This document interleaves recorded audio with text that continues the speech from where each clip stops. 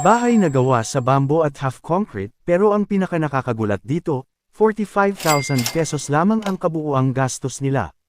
Paano kaya nila nagawang makapagpatayo ng ganitong bahay sa ganitong kaliit na budget? At saan nga ba sila nakatipid ng malaki?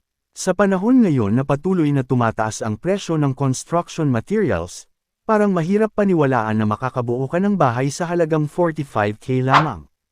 Pero ang bahay na pag-uusapan natin ngayon ay patunay na kung marunong kang magplano, marunong kang dumiskarte, at may mga materyales kang maaaring mapakinabangan, posible talagang makabuo ng simpleng bahay sa mas mababang halaga. Kaya samahan ninyo ako hanggang dulo dahil aalamin natin kung paano nila ito ginawa, anong mga materyales ang ginamit nila, at higit sa lahat, bakit umabot lamang sa 45,000 ang kanilang gastos. So ayan, makikita natin dito ang mismong lupa kung saan nila itinayo ang bahay. Ang kabuuang sukat ng kanilang lote ay nasa 100 square meters. Bago nila simulan ang construction, nilinis muna nila ng mabuti ang lugar para maging maayos at handa para sa pagtatayo ng bahay. Hindi naman nila kailangan ng napakalaking bahay dahil ang goal nila ay magkaroon lamang ng isang simple pero maayos na tirahan na maaari nilang gamitin ng kanilang pamilya. Kaya pagkatapos nilang linisin ang lugar, sinimulan na nila ang pagsukat. Ayan, makikita natin dito na naka-layout na ang magiging sukat ng bahay. Ang mismong bahay ay may sukat na 5 meters by 4 meters, kaya nasa 20 square meters ang floor area nito. Bagamat maliit lamang kung ikukumpara sa ibang bahay, makikita natin na sinikap nilang gamitin ng maayos ang bawat space para maging functional ang buong bahay. Pagkatapos ng pagsukat, sinimulan na nila ang paggawa ng mga poste at pundasyon. Ayan, makikita natin na gumamit sila ng hollow block sa ilang bahagi ng bahay at nagbuhos din sila ng concrete para sa mga poste. Kahit simple lamang ang design, makikita natin na hindi nila basta-basta pinabayaan ang structural part ng bahay. Pinatibay talaga nila ang mga poste dahil ito ang isa sa pinakamahalagang bahagi ng isang bahay. Dito rin natin makikita kung bakit tinawag natin itong half-concrete. Hindi buong bahay ang gawa sa concrete. Sa halip, pinagsama nila ang concrete materials sa mga bahagi na kailangan ng mas matibay na support, habang gumamit naman sila ng mas murang materials para sa ibang bahagi ng bahay. At dito talaga sila nakapagtipid ng malaki.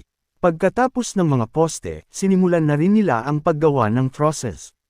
At dito, hindi na sila gumamit ng bakal para sa buong roof structure. Kahoy lamang ang ginamit nila sa kanilang trusses. Siyempre, mahalaga pa rin na piliin ang maayos at matibay na kahoy at gawin ng tama ang pagkakabit para maging stable ang bubong. Ayan, habang ginagawa nila ang trusses, unti-unti na nating makikita ang magiging shape ng kanilang bahay. At pagkatapos nito, sinimulan na rin nila ang paglalagay ng bubong. Para naman sa roofing, gumamit sila ng long span corrugated roofing. Malaking advantage ang paggamit ng long span roofing dahil mas mabilis itong ikabit kumpara sa ibang roofing systems. At ngayon, dito na tayo sa isa sa pinaka-importanteng dahilan kung bakit 45,000 pesos lamang ang kanilang nagastos. Ayan, makikita natin na bamboo o kawayan ang ginamit nila sa malaking bahagi ng dingding ng bahay. At ang mas maganda pa dito, ibinigay lamang sa kanila ang mga kawayan na ginamit nila. Kaya imbes na bumili pa sila ng maraming construction materials para sa walls, nagamit nila ang bamboo bilang pangunahing materyales. Kung tutuusin, malaki talaga ang matitipid kapag mayroon kang available na materyales na hindi mo na kailangang bilhin. Pero hindi ibig sabihin na basta kawayan lamang ay tapos na agad. Kailangan pa rin itong ayusin, sukatin, putulin at ikabit ng maayos para maging maganda ang resulta. At makikita natin dito na maingat din nilang ginawa ang pagkakabit ng mga bamboo panels. Unti-unti, nabubuo na ang walls ng bahay. At habang nadidagdagan ng bamboo walls, mas nagiging unique na rin ang appearance ng bahay. Isa pa sa malaking dahilan kung bakit bumaba ang kanilang gastos ay dahil sarili nila mismo ang gumawa ng malaking bahagi ng bahay. Hindi na nila kailangang gumastos ng malaki para sa labor. Kung iisipin natin, bukod sa materials, isa rin sa pinakamalaking gastos sa construction ang labor. Kaya kung kaya mong gawin ang ibang trabaho ng sarili mo, malaking tipid talaga iyon. Dito makikita natin na hindi lang basta materyales ang kanilang pinag-isipan. Talagang pinagplanuhan nila kung paano mababawasan ang bawat gastos.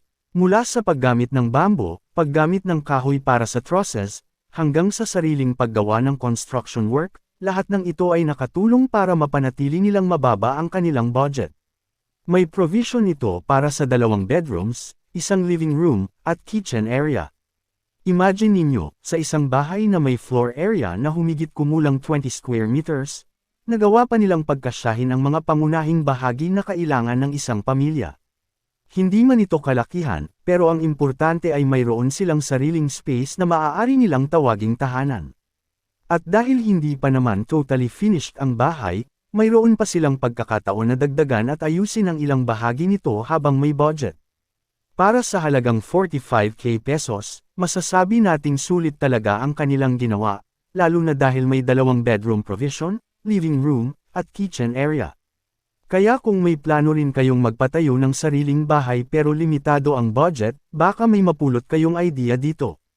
At syempre, bago gumawa ng anumang construction project, siguraduhin pa rin na tama ang structural design at ligtas ang bahay. Kung nagustuhan ninyo ang ganitong house tour at budget house ideas, huwag kalimutang mag-like, mag-subscribe, at i-share ang video para mas marami pa tayong ma-feature na mga bahay na kakaiba, praktikal, at pasok sa budget. Hanggang sa susunod na bahay.